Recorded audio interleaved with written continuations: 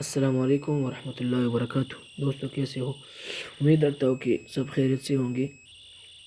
ایک دوست نے پوچھا تھا کہ اگر واٹس ایپ میں 17 MB سے بڑی ویڈیو بھیجنی ہو تو کیا کریں؟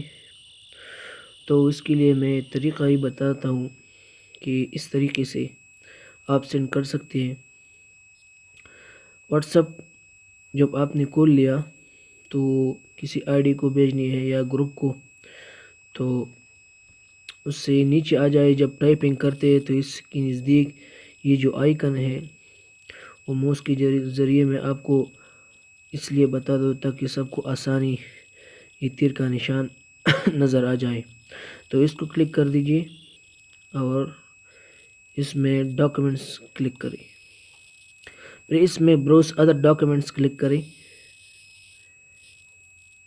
اب بات یہ ہے کہ اگر آپ نے اس سے پہلے کوئی ویڈیو یا آڈیو یا کوئی بھی فائل ہو وہ کھولا ہو یا کسی نے سینڈ کیا ہو، وہ ادھر آ جائیں گے۔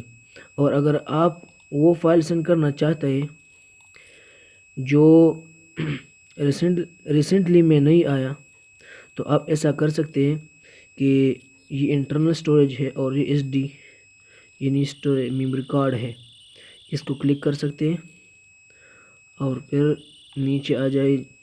کوئی بھی فولڈر میں کوئی بھی فائل آپ سینڈ کر سکتے ہیں اس طریقے سے۔ مثلا میں آپ کو ویڈیو جو فولڈر ہے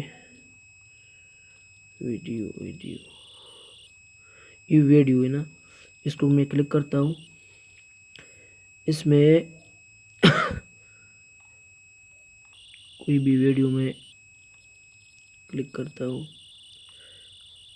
مثلا یہ ویڈیو ہے نا 450 MB فائل ہے، یہ سینڈ نہیں ہو سکتا۔ وہ جو میں طریقہ بتاتا ہوں 100 MB تک سینڈ کر سکتا ہے۔ اس کی شرائط صرف 100 MB تک ہے، اس سے زیادہ نہیں سینڈ نہیں کر سکتا۔ تو مثلا یہ جو ہے نا یونس صاحب 15 دسمبر 15 سیکنڈ والے 5 منٹ 15 سیکنڈ والے جو ویڈیو ہے نا، یہ میں سینڈ کرتا ہوں۔ یہ 61.25 MB ہے، تو اس کو سلیکٹ کرتا ہوں۔ جب سلیکٹ کرتا ہوں تو ایسا آپشن آئے گا، اس کو سینڈ کر دیجئے۔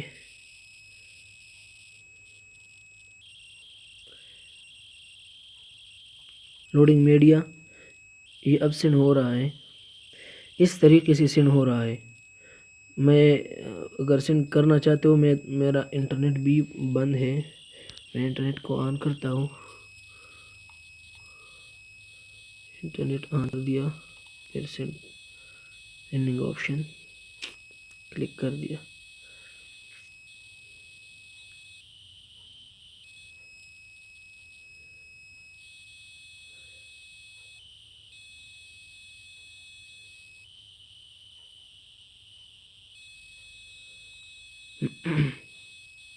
تو اس طریقے سے یہ سینڈ ہوگا۔